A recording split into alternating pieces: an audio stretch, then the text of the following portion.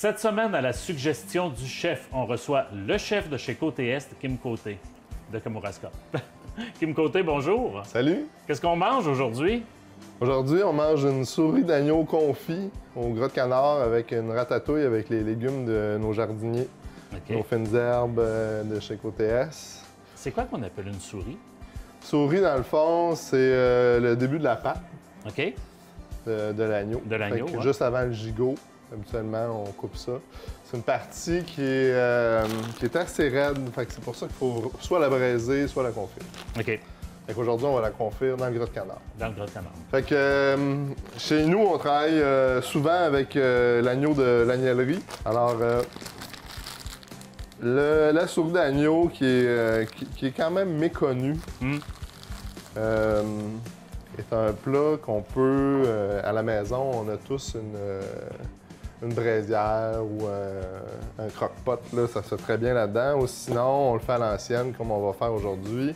Dans le gras de canard, on va la faire cuire tranquillement. Mais avant tout ça, il faut la mettre au sel. OK. Il faut la mettre au sel entre 10 et 12 heures.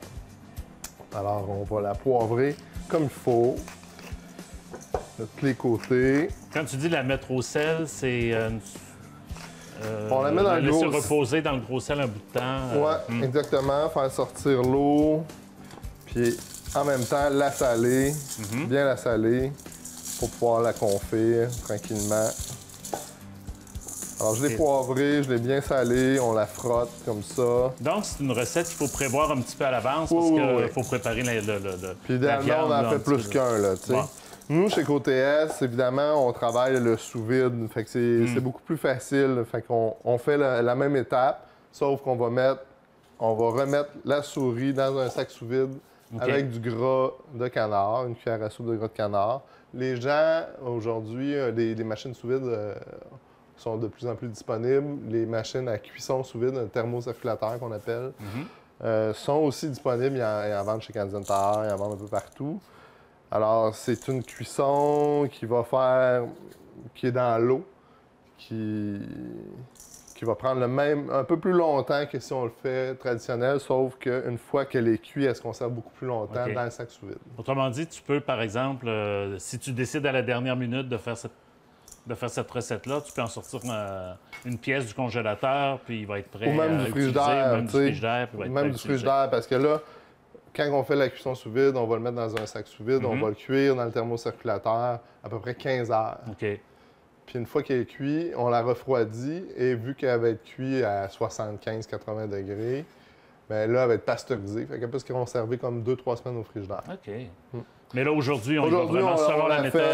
On va prendre en compte que les gens n'ont pas de thermo, fait qu'on va la faire de façon traditionnelle. De façon traditionnelle. Alors, on la met au frigidaire comme ça, on met ça au frigo.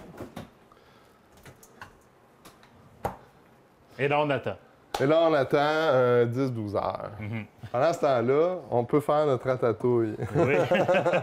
Je pense qu'on a en masse de temps. On a 12 heures pour faire une ratatouille, c'est correct. Exact. Ça va. Ouais. Tu veux m'aider? Ben oui, absolument. vais te Imagine à deux, en 12 heures à deux, on est capable. Oh oui, OK, facilement. c'est bon. Je vais te mettre ces fines herbes. Fait que là, on a du... Moi, je prends pour faire ma ratatouille, tu sais, habituellement, c'est persil, basilic, moi, je prends vraiment les herbes que j'ai sous la main.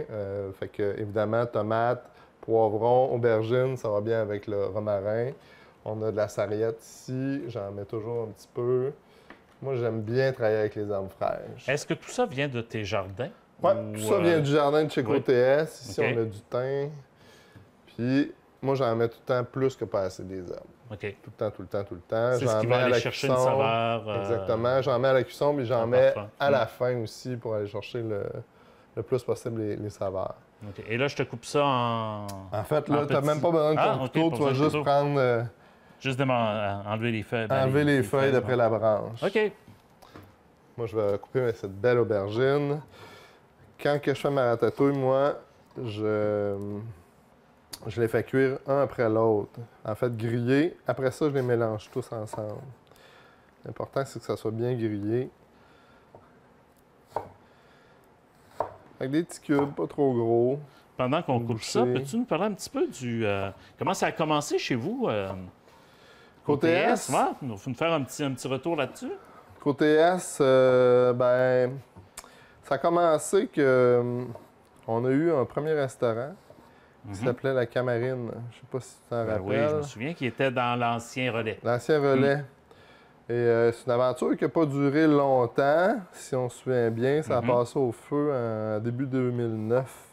On a parti ça été 2008. Ouais. Alors, ça a été une aventure qui a été courte. Alors, quand le presbytère a été mis en vente, nous, on a fait une offre pour faire une location à la fabrique. OK. Quand tu dis nous, c'est l'ancienne équipe de Camarine? Non, c'est seulement Perle et moi. OK. Puis, ils ont accepté. À ce moment-là, on trouvait la bâtisse un peu grande pour le projet qu'on voulait faire. On voulait juste faire un petit café, sandwich avec le pain de la boulangerie, évidemment. Puis, alors, on a demandé à Fabrice du Fil Bleu si elle voulait se joindre à nous. Puis, elle était full contente, fait qu'elle a accepté. Alors, côté S et le Fil Bleu, on commençait à ce moment-là. Je sais pas si... on était, nous, avant, au début, on était du côté du Fil Bleu. Puis, c'était un tout petit café, là. C'était 25 places. Puis, à chaque année, ça l'a grossi tranquillement. OK. Puis là, c'est devenu le restaurant qu'on connaît aujourd'hui. Là. Exact. Toi, ta formation, tu as une formation de chef non, en du cuisine, tout. même pas? Du tout. Autodidacte. Ah. C'est sûr que, tu sais, toute mon enfance, j'ai été initié à ça très jeune avec ma famille. Là. Mon père et ma mère sont de très bons cuisiniers. Mon parrain, ma marraine. C'est des gens qui cuisinaient beaucoup. Fait que... Tu as développé ce talent-là au fil des pratiques, au fil des ans. Je suis quand même curieux. J'essaie plein d'affaires. J'aime les produits locaux. J'aime beaucoup travailler la viande. Avant, j'élevais ma pintade aussi. Les premières années du resto, c'était ma pintade, là. Mais on se rend compte assez rapidement quand on a un restaurant qu'on n'a pas le temps de faire tout ce qu'on veut dans la vie. C'est ça, parce que j'ai cru comprendre tantôt qu'il y a beaucoup des légumes qui sont produits directement chez vous. Oui. Pour les maraîchers, là, tu sais, au restaurant, on a notre jardin de fines herbes. Sinon, on est rendu comme à 5-6 maraîchers qui nous produisent nos légumes, là. OK. Puis notre salade. L'été, là, on est 100 local. Là, parce que c'est une valeur qui est importante chez vous. Il faut quand même le préciser, d'avoir des produits qui viennent de la région, producteurs régionaux, même les viandes aussi. Même la viande, elle vient de l'agnellerie de Patrick dans le rang d'Embarras. L'huile, elle vient de la Gaspésie, c'est de l'huile de cameline au lieu de prendre l'huile d'olive. C'est d'habituer les gens à goûter autre chose que ce qu'il y a dans les supermarchés. Dans les supermarchés ou dans les restaurants plus traditionnels. Là, puis on va chercher des saveurs un petit peu plus prononcées aussi à ce moment-là, plus intéressantes, surtout au niveau des épices. Oui, on va chercher quand même des saveurs moins conventionnelles. Moins conventionnelles, mais tu sais, juste ce piment-là, je le coupe puis je le sens, qui est frais, qui est plus goûteux que ce qu'on va acheter à l'épicerie. Oui, il n'a pas passé des jours dans un camion de livraison. Puis en même temps, je sais que j'encourage des jeunes qui travaillent vraiment fort. C'est pas facile là, être maraîcher, puis en vivre. Là. Mais pour les gens, est-ce que c'est facile de se procurer ces légumes-là? De plus en plus, les jeunes font des paniers, il y a des libres-services à la ferme, il y a de plus en plus de marchés. Au Québec, là, je pense de plus en plus, ça va être comme ça. Là. Puis plusieurs ont des pages Facebook aussi. Hein? Je pense que c'est facile de les retrouver avec soit avec leur site Internet, leur page Facebook. C'est pas... Tu sais, faut juste un petit effort suffit là, pour retrouver... c'est pas difficile. C'est pas compliqué. C'est vraiment pas difficile. Alors, ratatouille, agneau, moi, je trouve que c'est un beau plat d'automne. C'est l'abondance en légumes. C'est facile à faire. Puis ça permet aussi. Cela dit, ça pourrait être autre chose que de l'agneau, là. Avec la ratatouille, ça pourrait être du bœuf, ça pourrait être du porc. Mais c'est parce que ça permet d'apprêter l'agneau qu'on n'est peut-être pas habitué à se servir souvent. Non, puis on a plusieurs producteurs dans le Kamouraska d'agneau. Puis c'est pas toujours évident pour eux non plus. C'est pas une viande conventionnelle. Là, que... Non, puis trouver une nouvelle façon de la prêter, c'est intéressant aussi, parce que ça sort de la façon habituelle qu'on a de le cuisiner aussi. Ouais. Et ça, est-ce que c'est une recette qu'on retrouve dans ton menu au restaurant? Chez Côté-Est, on travaille vraiment avec les produits qu'on a sous la main, puis souvent, c'est dernière minute. OK. J'ai pas vraiment de recette. On travaille vraiment, on est vraiment instinctif sur la façon qu'on va cuisiner aujourd'hui, comment on se sent, puis c'est pas mal comme ça qu'on cuisine chez nous. Tu y vas pas avec des mesures toujours très précises, puis... non.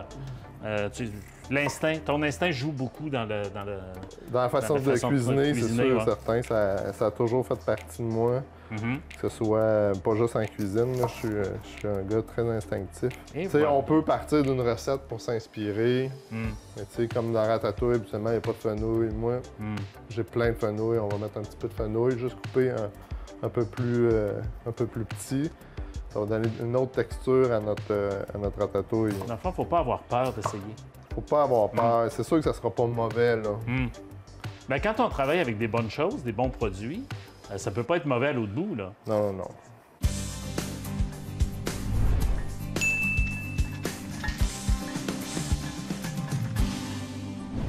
Fait que Maurice, non, je suis en train de couper l'ail. Oui. Moi, comme je disais tantôt, que ce soit les épices ou l'ail, on y va généreusement.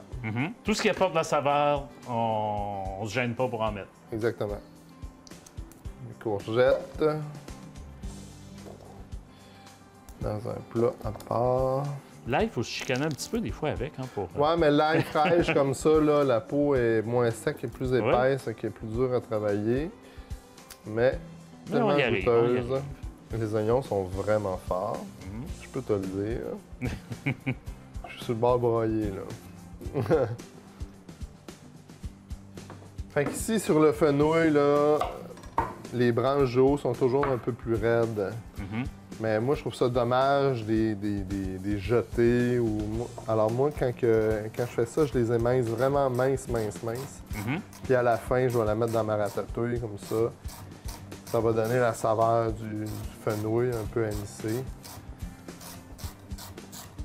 Puis il y a toujours moyen aussi de récupérer le plus possible, d'avoir le moins de pertes, je dirais, possible là, dans les... Bien, ça, c'est le secret. C'est le secret pour la restauration, en fait. Là. Même à la maison. Là, ben oui. De gaspiller le moins possible. De gaspiller le moins possible. Le gaspillage alimentaire, c'est vraiment hallucinant qu'est-ce qui se passe. Là. Et des fois, c'est parce que c'est à cause d'une méconnaissance. Tu penses qu'une partie n'est pas utilisable? Ouais, c'est mon petit fenouil parce que il y a un petit peu de terre qui est tout à fait normal. On est rendu à la prochaine étape. Ben oui, tous nos légumes sont prêts pour la ratatouille. Alors ici, j'ai amené du gras de canard qu'on va mettre dans notre chaudron pour pouvoir faire confire notre petit jarret, notre souris. Et ce gras de canard nous provient de quel endroit? Celui-là, c'est le canard du lac Brome. On en retrouve partout en épicerie. C'est sûr que quand on le fait de façon traditionnelle, ça nous prend quand même une bonne quantité de gras. Mais sachez que vous pouvez le récupérer facilement. Alors après avoir confit, on a juste à le filtrer et on va récupérer notre gras. Et ça se vend en petit pot de 500 ml, là, 250 ml. Donc encore quelque chose qui est accessible à tous. Oui, exactement. Alors, on va mettre notre gras à chauffer juste un petit peu. On va mettre notre confit. Voilà. Alors, je vais sortir mon confit. Qu'on va rincer. Donc là, on est 12 heures plus tard. Oui, 12 heures plus tard, exactement. Ça passe vite, hein, ça passe vite.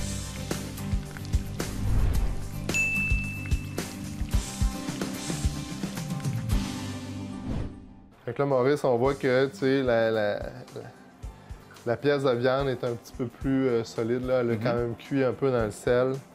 Alors, elle va être prête à mettre à la cuisson.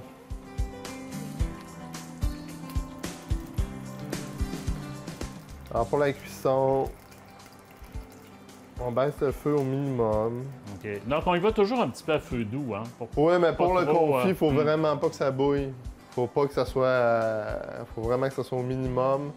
Soit qu'on le fait au four, soit qu'on le fait au chaudron comme ça, ou dans un croque-pot à la maison. OK. Alors, on met notre pièce de viande dans le gras de canard. Et voilà, tranquillement, puis ça va prendre 4-5 heures à cuire facilement. C'est quand même... faut quand même se donner du temps pour faire cette recette-là. C'est surtout les délais, les temps de cuisson ou de plus c'est long, plus c'est bon. Plus c'est bon. Alors, Maurice, je vais prendre ton ail, je vais l'émincer. Je te passe l'ail. Et... Je vais commencer par l'ail. Voilà l'ail. Avant tout. Parce que là, on est rendu à l'étape de préparation des légumes. Oui, on va faire revenir nos légumes. Moi, je commence avec l'ail pour que mon huile prenne le goût de l'ail. Juste pour comme tu vois, là, j'y vais assez grossier. Là. Je fais des belles tranches d'ail qu'on va retrouver dans la ratatouille. Et voilà. Parce que l'ail, en mettant l'ail au début, ça lui... ce que tu disais tantôt, c'est que ça donne un petit peu plus de... On va aller chercher plus la saveur de l'ail. Oui, qui va se retrouver dans l'huile, puis qui va se retrouver un peu partout dans nos légumes. Puis l'huile, ben, faut être généreux quand même. OK. Là, on y va aujourd'hui avec une huile de... L'huile de caméline, OK. qui est une petite plante qui pousse en Gaspésie. C'est une huile qui peut ressembler à l'huile d'olive, qui est assez goûteuse. Qui se prête bien à la cuisson. Qui se prête bien à la cuisson, qui résiste quand même à la température, mais tu sais, c'est pas une huile pour monter à haute température. OK.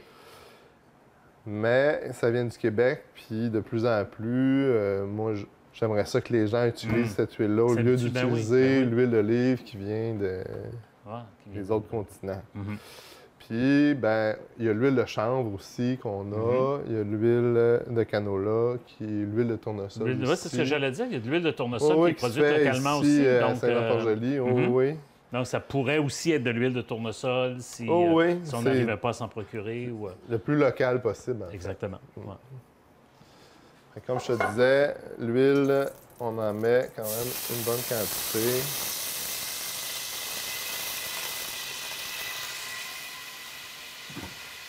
On va commencer avec notre ail, comme ça.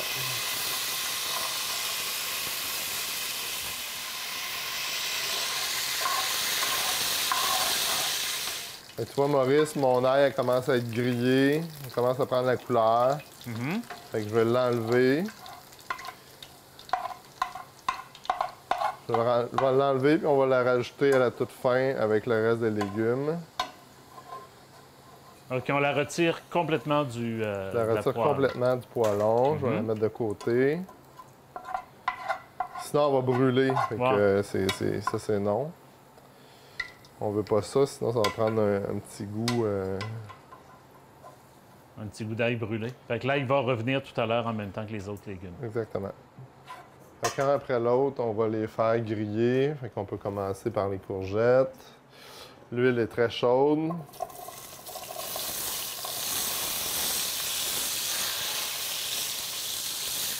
Est-ce qu'il y a un ordre précis dans lequel mettre les légumes? Non, pas vraiment d'ordre. Pas d'importance. Le plus important, c'est quand on les met, il ne faut pas vraiment les toucher. Il faut vraiment les faire griller.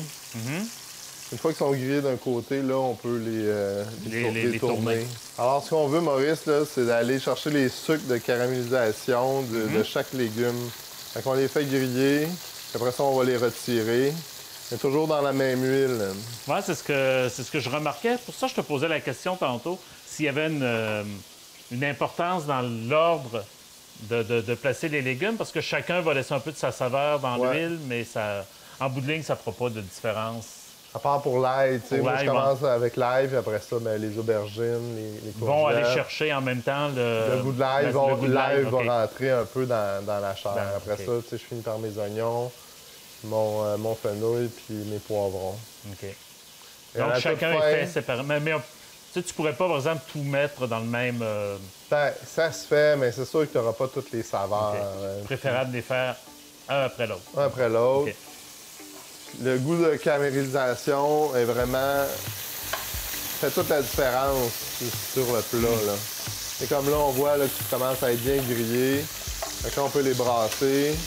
C'est pour ça qu'il faut mettre une bonne quantité d'huile, parce que c'est la même huile, dans le fond, qui va rester tout au long de la cuisson. Ouais, puis à la fin, il en restera quasiment plus, là. Ça va être tout absorbé par les légumes, là. Parce qu'on en met juste une petite couche, on va en manquer. Exact. Et à la toute fin, on va rajouter les tomates. C'est autour de nos aubergines.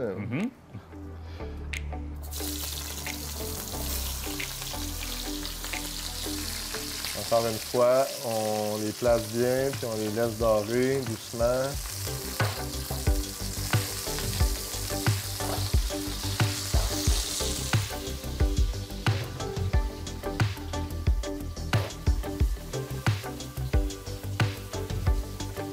C'est un plat qui est très coloré, hein? Oui, Très varié, qui est très coloré. moi, c'est un de mes plats d'automne favoris, ratatouille. Juste comme ça, avec une tranche de pain grillé, ça peut être bon, tu sais. Même froid. La ratatouille, elle se mange froide.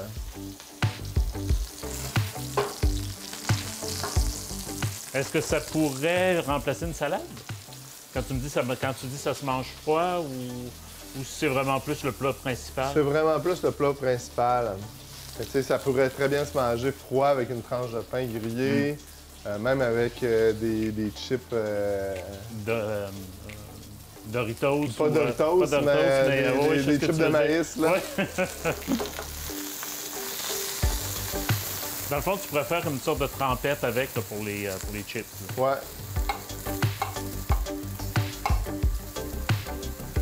C'est une bonne tranche de pain Niemann grillé multigrain, là. Bien mon feu un peu, là. Le chapon est chaud.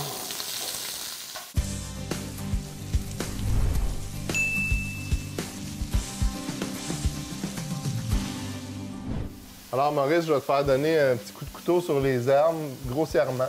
Parfait. Un petit peu comme ça. Juste, vas-y, plus franc, comme ça, là. Boum. La main du chef n'est pas encore habituée.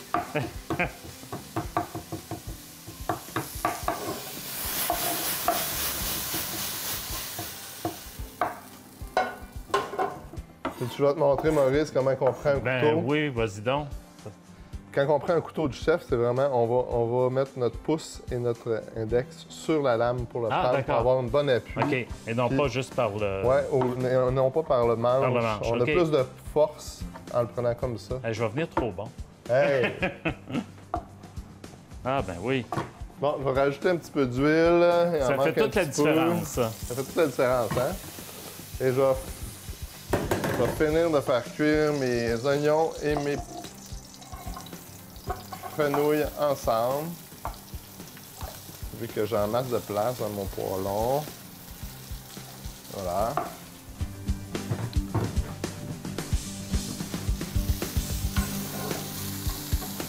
Alors, c'est la dernière étape, là, mes oignons, mes fenouilles.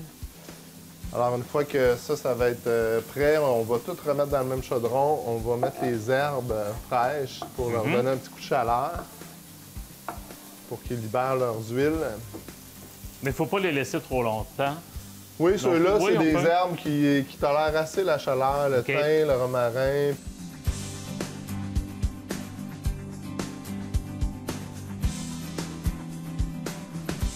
Alors, Maurice, tu peux m'amener les herbes.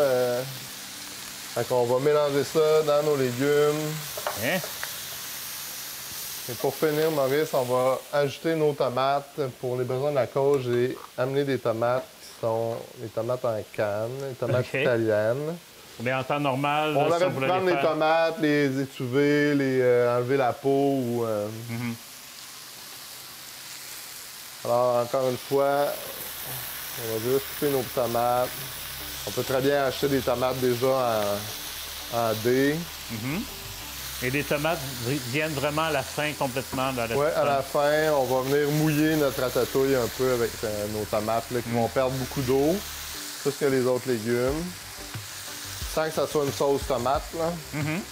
OK. Alors, Maurice, une fois que notre souris d'agneau est confite dans le gras de canard, on va la réchauffer au four pour la faire griller un peu pour aller chercher les sucres de la viande. Alors, ça va prendre un petit 15 minutes, puis on va être prêt à déguster notre plat de ratatouille de souris d'agneau. Wow, merveilleux.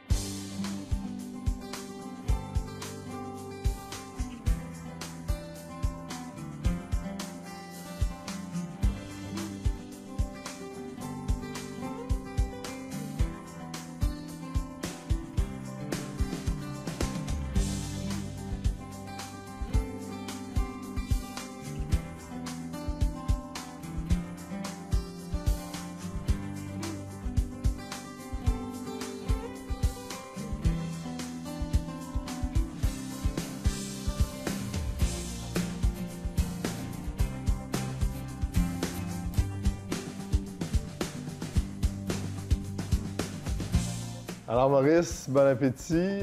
Oui, c'est le moment le plus intéressant de l'émission. Souris d'agneau confit sur sa ratatouille.